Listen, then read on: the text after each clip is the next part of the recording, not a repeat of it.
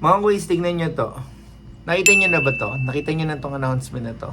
So, babalik daw si SGA sa Nike. And exciting to para sa sneaker world mga kuys. Kasi kung matatandaan nyo, recently si Steph Curry nag-sign with Li-Ning. And makes sense mga kuys kasi kung mag-stay si SGA sa Converse, I don't think mako-cover nila yung mass market na talagang mahilig sa Nike. And then, syempre, nandyan na din yung mga concerns na kung sino yung papalit. Kung maiisip nyo mga kuys maigi, si LeBron aging na. And alam naman natin, syempre, hindi super affordable yung sapatos ni LeBron. And si Durant naman, mga kuys, is ganun din. Although patok pa din naman yung mga releases ng KD and LeBron lines, mga kuys, kailangan kasi ng isang impactful na player na sasalo sa Nike. And si Ja Morant kasi, mga kuys, alam nyo naman, medyo madaming issue on and off the court. Meron naman tayong naiisip na iba pa, si Jalen Bronson, mga kuys. Kaso kasi si Jalen Bronson, nagsabi na siya sa Nike na gusto niya lang Kobe. Kobe yung sapatos niya, bigyan na lang siya ng iba't ibang colorway. Meron pa, Dylan Harper at si Wembanyama. Kaso mga kuys, it's too early to give their signature shoes.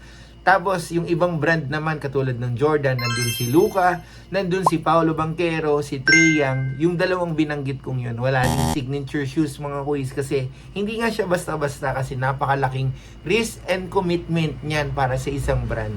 So I think itong move ng Nike na ilipat si SGA sa Nike, lang napaka-creative din ni SGA mga kuys, is super good move. Kasi yung sapatos na Shea 001, yung lahat ng colorways doon mga kuys is related sa buhay ni SGA as per reports. Ang favorite kong colorway pala doon mga kuys is yung blush colorway. Yung blue and then yung red. Yun yung mga gusto nating kulay ngayon kasi mga kuys, no? Yung mga medyo light and vibrant colors. Throwback lang tayo mga kuys. 2020 nag-sign si SGA sa Converse and kung maaalala nyo, yung mga sinusuot niyang sapatos doon is very unique na.